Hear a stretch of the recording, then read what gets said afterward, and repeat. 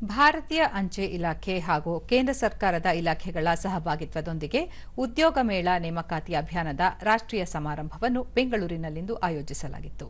ಕೇಂದ್ರ ಕಾರ್ಮಿಕ ಮತ್ತು ಉದ್ಯೋಗ ಸಚಿವಾಲಯ ಹಾಗೂ ಸೂಕ್ಷ್ಮ, ಸಣ್ಣ ಮತ್ತು ಮಧ್ಯಮ ಉದ್ಯಮಗಳ ರಾಜ್ಯ ಖಾತೆ ಸಚಿವೆ ಶೋಭಾ ಕರಂದ್ಲಾಜೆ, ಸಂಸದ ಪಿಸಿ ಮೋಹನ್ ಹಾಗೂ ಸಂಸ್ಥೆಯ ಮುಖ್ಯಸ್ಥ ಸಂದೇಶ್ ಮಹದೇವಪ್ಪ ಮತ್ತಿತರರು ಉಪಸ್ಥಿತರಿದ್ದರು.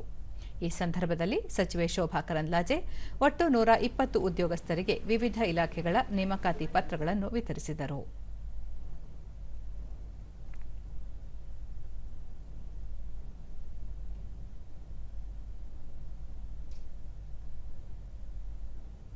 ನಂತರ ಅವರು, ದೇಶಾದ್ಯಂತ ಈ ಉದ್ಯೋಗ ಮೇಳ ನಡೆಯುತ್ತಿದೆ.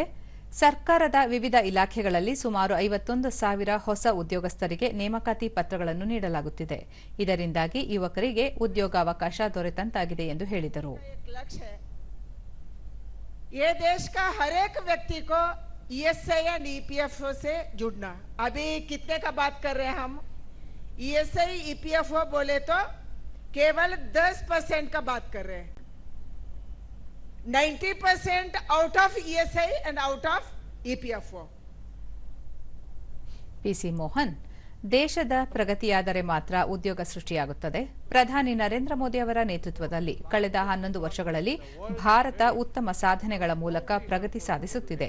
ವಿಶ್ವದಲ್ಲಿ ಕೋವಿಡ್ ಬಳಿಕ ಅನೇಕ ನೆರೆ ರಾಷ್ಟ್ರಗಳು ಹಲವು ಸಮಸ್ಯೆಗಳನ್ನು ಎದುರಿಸುತ್ತಿವೆ. ಆದರೆ ಭಾರತ ಮಾತ್ರ ಪ್ರಗತಿ ಸಾಧಿಸುತ್ತಿದೆ ಎಂದು ತಿಳಿಸಿದರು. ಶ್ರೀಲಂಕಾ ಇರಬಹುದು, ಬಾಂಗ್ಲಾದೇಶ ಇರಬಹುದು, ಆದರೆ ನಾವು after Covid also we are progressing ಅಂದರೆ ನಿಜವಾಗಲೂ ಕೂಡ ನಮ್ಮ ದೇಶದ ನೇತೃತ್ವವನ್ನು ವಹಿಸಿರುವ ನರೇಂದ್ರ ಮೋದಿ ಅವರಿಗೆ ನಾವು ಧನ್ಯವಾದಗಳ ಅಭಿನಂದನೆಗಳನ್ನು ಸಲ್ಲಿಸಬೇಕಾಗುತ್ತೆ. ದೂರದರ್ಶನದೊಂದಿಗೆ ಫಲಾನುಭವಿ ನಿಸರ್ಗ, ಈ ಕ್ಷಣಕ್ಕಾಗಿ ಹಲವು ವರ್ಷಗಳಿಂದ ಕಾಯುತ್ತಿದ್ದು ಕನಸು ನನಸು ಮಾಡಿದ ಪ್ರಧಾನಿ ನರೇಂದ್ರ ಮೋದಿ ಅವರಿಗೆ ಧನ್ಯವಾದ ಎಂದು ಹೇಳಿದ್ದಾರೆ. ಹಾಗೆ ನರೇಂದ್ರ ಮೋದಿ ಅವರಿಗೆ ಧನ್ಯವಾದ ಹೇಳಲು ಇಚ್ಛಿಸುತ್ತೇನೆ.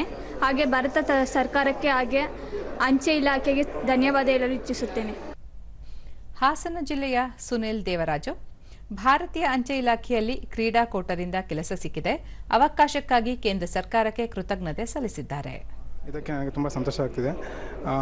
ಈ ಅವಕಾಶ ನಮಗೆ ಈ ಅವಕಾಶಗಳು ಕೊಟ್ಟಂತ ನಮಗೆ ಕೊಟ್ಟಿರುವಂತಹ ನರೇಂದ್ರ ಮೋದಿಜಿ ಅವರಿಗೆ ಹಾಗೂ ಭಾರತೀಯ ಅಂಚೆ ಇಲಾಖೆಗೆ ಹಾಗೂ ಭಾರತ ಸರ್ಕಾರಕ್ಕೆ ನಾನು ಧನ್ಯವಾದಗಳನ್ನು ಸಲ್ಲಿಸುತ್ತೇನೆ.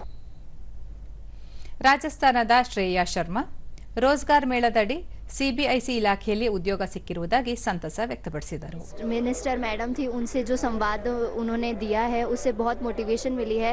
एक काम करने की नई ऊर्जा कि हमें कैसे काम करना है, इसका हमें मिला है गाइडेंस कि हमें कैसे आगे हमारी जो परस्यू करनी है हमारी गवर्नमेंट जॉब. ಕಲಬುರಗಿಯ ಮಹಾಂತೇಶ್, ಸಿಐಎಸ್ಎಫ್ ಇಲಾಖೆಯಲ್ಲಿ ಸಬ್ ಇನ್ಸ್ಪೆಕ್ಟರ್ ಆಗಿ ಆಯ್ಕೆ ಮಾಡಿದ್ದಕ್ಕಾಗಿ ಕೇಂದ್ರ ಸರ್ಕಾರಕ್ಕೆ ಧನ್ಯವಾದ ತಿಳಿಸಿದರು.